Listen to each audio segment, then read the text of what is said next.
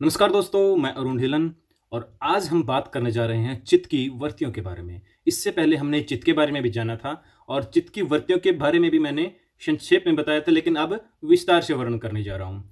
तो वर्तियों के बारे में पहले बताया था कि विषयों के प्रति जो ज्ञानात्मक परिणाम है, यानी कि जो विषय हमारे चित्त में आए और चित्त ने उनके प्रति जो रिजल्ट बनाया है, जो परिणाम जो सामने आया, यानी कि मान लीजिए उदाहरण दिया जाए आप लोगों को कि हमें कहीं से कोई पकवान बनने की खुशबू आ रही है, तो उसके प्रति जो खाने की जो जिज्ञासा उत्पन्न हुई, वो क्या है? हमारी वृत्ति है। ठीक है दोस्तों, मैंने पहले इस चीज़ को समझा दिया था और एक उदाहरण दिया था कि किस प्रकार से, जिस प्रकार से तालाब में कोई पत्थर आके गिरता है और उससे लहरें उत्पन्न होती हैं, उसी प्रकार जब चित्त में कोई विषय आकर टकराता है, गिरता है, तो वहाँ पे वृत्ति उत्पन्न होती है दोस्तों। महर्षि पतंजलि जी ने 5 वृत्तियों का वर्णन किया है, तो हम उनको जान लेते हैं कि चित्त की वृत्तियाँ कौन-कौन सी हैं। तो जो पहली है वो प्रमाण, दूसरी है वो विपर्य, तीसरी है वो विकल्प, चौथी हमारी निद्रा और पाँचवीं हमारी स्मृति। ये 5 वृत्तियाँ हैं दोस्तों, हम पाँचों को अलग-अलग जानने की कोशिश करते हैं। तो जो पहली चलती है हमारी वो है प्रमाण, और प्रमाण वृत्ति जो है 3 प्रकार की होती है। पहली है हमारी प्रत्यक्ष, दूसरी अनुमान और तीसरी आगम।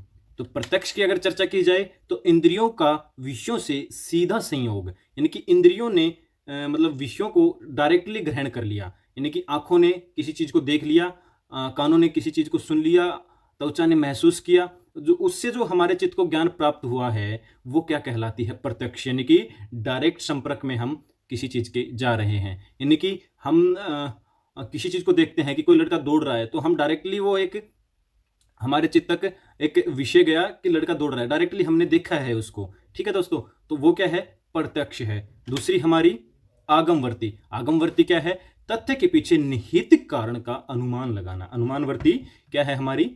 तथ्य के पीछे निहित कारण का अनुमान लगाना। यानी कि एक एग्जाम्पल दूं मैं आपको तो ज़्यादा बेहतर समझ में आएगा कि मान लो कोई पहाड़ है, पहाड़ के पीछे से धुआं उठ रहा है, तो जो धुआं उठ रहा है तो वहां पे हम एक आइडिया लगाते हैं कि इस पहाड़ के पीछे आग लगी होगी, इसीलिए वहां से धुआं उठ रहा है दोस्तों। तो ये है क्या कि अनुमान हमने वहां पे लगाया कि किसी चीज को देखकर यानी कि उस चीज के तथ्य को देखकर उस चीज का अनुमान लगा लेना, वो क्या कहलाता है? हमारा अनुमान।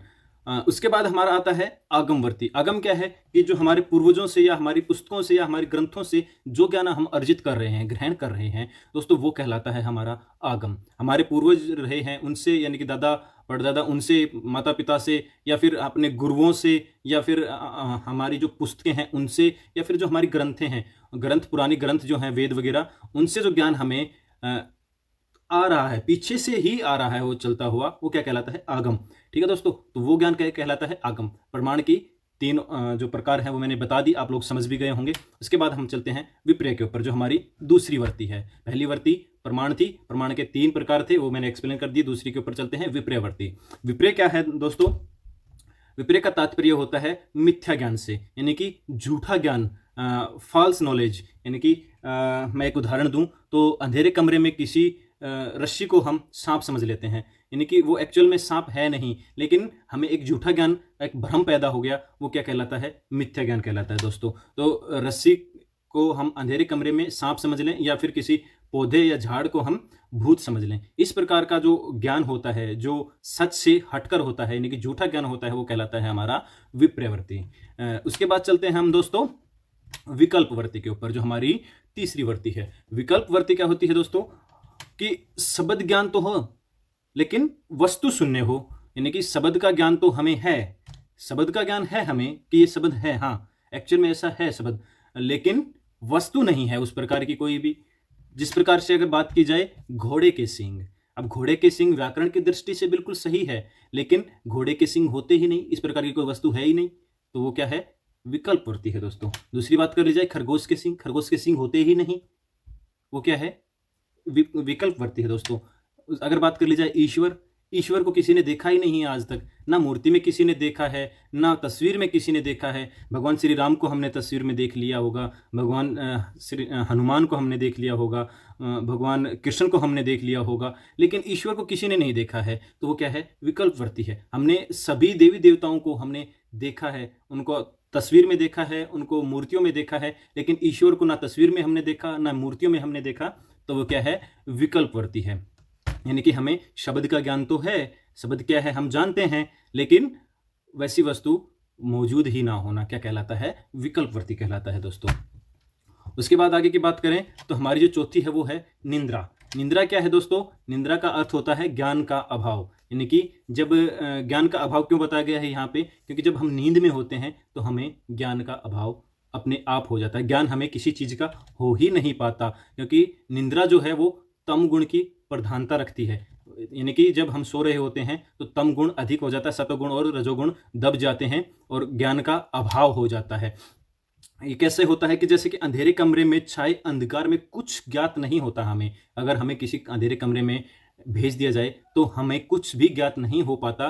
वैसे ही जब निंद्रा होती है तो वो एक अंधेरे कमरे की तरह होती है दोस्तों, उसमें हमें किसी प्रकार का कोई ज्ञान नहीं हो पाता निंद्रा के दौरान, इसीलिए इसको वर्ती माना गया है। अब बात कर लेते हैं हम हमारी अंतिम वर्ती के बारे में, वो है हमारी समर्ति। समर्ति जिसको हम याददाश्त भी कहते हैं, या वो क्या होती है?